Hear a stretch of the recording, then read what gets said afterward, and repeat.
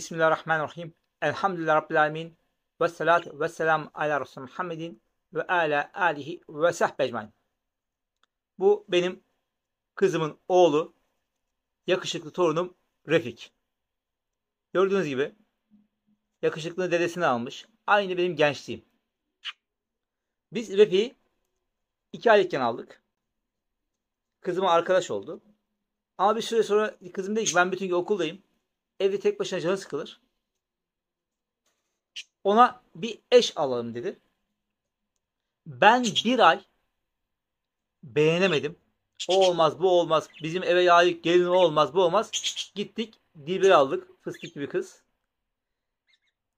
Dilber, Refik'in hanımı, çocukların anası. Tamam mı? Şimdi ben size şunu anlatayım. Biz bu Dilber'i aldığımızda bunu bize veren utanmaz. Para kazanacağım diye bunu bir aylıkken bize vermiş. Bizi bir aylıkken vermiş. Bir aylıkken vermiş. Tabii biz bilmedik. Bir süre geçti. Baktık ki yemek yemiyor. Su içmiyor. Hiçbir şey yapmıyor. Böyle duruyor bütün gün. Hani biz ilk başta ufak diye öyle zannettik. Öyle bir hafta daha geçti. Dedik bunu bir veterinere götürelim. Veteriner dedi ki bu çok küçük.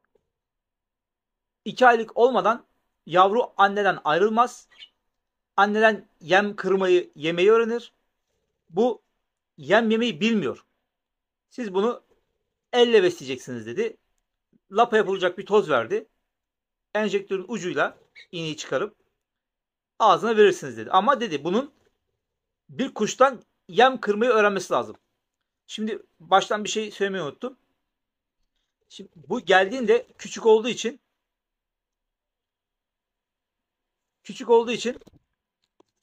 biz ikisini ayrı odaya koyduk. Hani bir çiftleşmeye falan kalkarlar daha yavru küçük falan diye bir 6 ay olması gerekiyor bunun için. Ayrı odalara koyduk bunları. Hiç birbirlerini görmediler. Şimdi biz veterinerden geldik. Tamam onun karnını o lapayla doyurduk. Ama dedik yani bu sürekli lapa olmaz. Bunun yem yemeyi öğrenmesi lazım. Bunun için de ne lazım? Buna bir kuş lazım. Evimizde bir tane kuş var. Refik. Şimdi bizim Dilber'i aldık.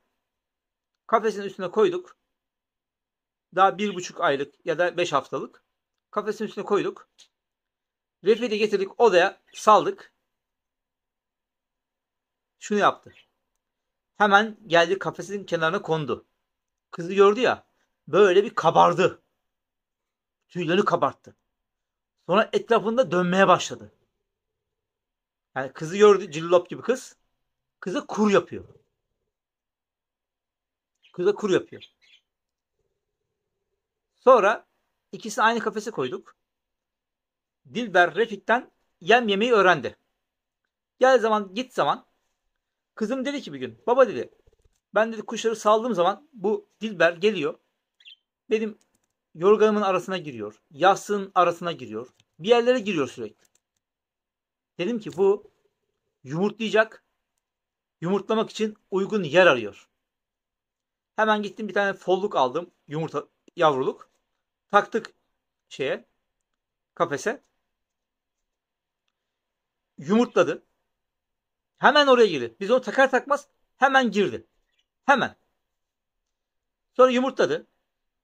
Sonra o yumurtanın üstüne yattı. Oradan çok nadir çıktı. Çıkmadı gibi bir şey. O oradan çıkamadığı için erkek yemi yiyor. Midesine iniyor. Onu tekrar ağzına kusup lapa halinde götürüp anneye yediriyor. Anneyi baba besliyor. O yumurtanın üstünden kalkmadığı için. Gel zaman git zaman yavrular çıkmaya başladılar. Ölenler oldu. Sağ kalanlar oldu. Bu sefer mesela yavrulardan bir tanesi o yumurtalığın kafese bakan yuvarlak deliğine çıktı. Anne hemen onu vurup geriye düşürttürdü. Niye? Çünkü uçmayı bilmiyor. Bu taraf çok yüksek. Bu tarafta talaşlar var. Düşerse bir şey olur diye sahip çıktı bırakmadı. Onu oradan çıkmaya bırakmadı. Ta ki 3 hafta geçene kadar. 3 hafta geçti mi artık uçmaya başlıyor. Şimdi ateistler zannediyorlar ki biz böyle Allah'ın varlığına böyle oradan buradan bahaneler bulmaya çalışıyoruz. Hayır arkadaşım bak, bahaneler bulmuyoruz, çalışmıyoruz. Sen bu hayatta her neye bakarsan bak, düşünürsen Allah'ı görürsün. Şimdi bu iki kuştan bahsettim. Bunlar çift, eş. Birincisi bizim yakışıklı Refik. Şimdi bu mesela bazen insan gibi bir şeyler konuşmaya çalışıyor. Ne konuştuğu anlaşılmıyor. Ama ben bugün ilk duyduğumda fark ettim ki benim kızımın konuşma şekliyle konuşuyor. Aynı onun gibi konuşuyor. Yani onun gibi cümleler kurmuyor ama böyle konuşma şeyi, tarzı benim kızıma benziyor. Sonra aşkım diyor. Refik diyor. Kuşum Refik diyor. Bebek diyor. Bunlar ne biliyor musunuz? Benim kızımın ona söylediği kelimelerin aynısını tekrarlıyor. Onun tarzı gibi konuşmaya çalışıyor. Çünkü onunla iletişim kurmak için onun gibi konuşmaya çalışıyor. Bu kuş bunu nasıl düşündü? Bunu tasarlayan bir yaratıcı yoksa bunu nasıl düşündü? Evrimle kendi kendine oluşmuş bu kuş bu yeteneği nasıl düşündü? Sonra yavruken geldi bize. Hayatında ilk defa bir dişi kuş gördü. Onu görür görmez hemen onun yanına gidip tüylerini kabartıp onun etrafında dönüp ona kur yapmayı nereden öğrendi? Yani binlerce yıldır nesilden nesile kalıtımsal mı öğreniliyor bu? Yoksa bir yaratıcı onun kaynak kodlarında bunu baştan mı koyuyor? Sonra dişi olan içinde yumurta oluştuğunu, o yumurtayı sakin bir yerde yumurtlayıp üstünde yatması için bir yere ihtiyacı olduğunu, içinde yumurta varken nasıl anladı?